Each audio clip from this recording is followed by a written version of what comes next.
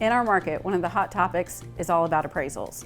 So I wanted to talk with Brett Johnson, our Director of Client Experience, to talk about appraisals, what's going on with them, how things work differently, and just to give you a little bit of insight to better prepare you for this market.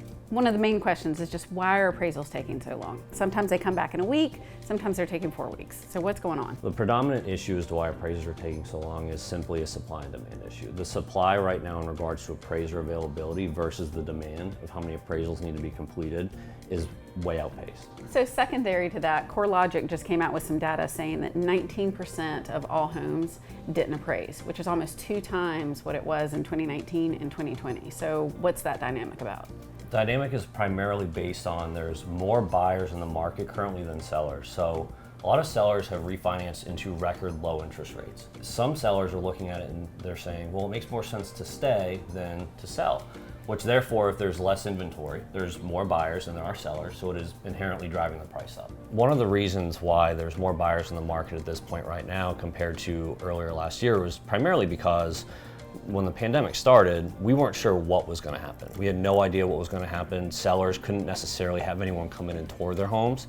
So with everybody getting pushed back for about 6 to 9 months, it really built up a big pent-up demand of buyers. Because of 19% of homes under appraising, what's contributing to that from the standpoint of maybe how a realtor establishes value, whether it's list price or what a buyer's willing to offer, versus the methodology that an appraiser has to use? Sure, so the appraisers have to use data that is already based on comparable sold properties. They can't use comparable properties that are currently listed. When an appraiser goes to complete their report, they're looking at data from a previous sale, in which case that data is aged. The market is moving so fast, sale prices are outpacing the appraisal data that's available. So appraisers really, what they need to do is they need to bracket their values. So they generally look at the high side, and they look at the low side to try to formulate an opinion of value that is in line with the supporting evidence that they're able to find. So that may be a couple comps in the neighborhood, one outside of the neighborhood. When you look at the appraisal, you'll see everything from condition of the property to square footage to bedroom and bathroom count to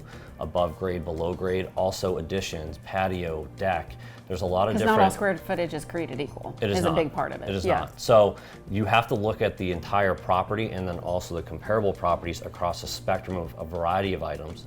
And then what they do is they do adjustments based on that particular property. So no appraisal is created equal. And really at the end of the day, it's an opinion of the appraiser's value. They support that opinion of value with the information that they're providing. While appraisals are putting undue stress on buyers, it is important to understand that this is a very real aspect of our current market. We don't necessarily see a quick resolution of that because we need a lot more supply to catch up with the demand. The thing we can control is coming up with a strategy ahead of time if it looks like the sales price that you needed to win the deal might be pushing value. So what is going to be our strategy if the appraisal comes in low, just so we can get ahead of it and it doesn't have to be a surprise mid-process?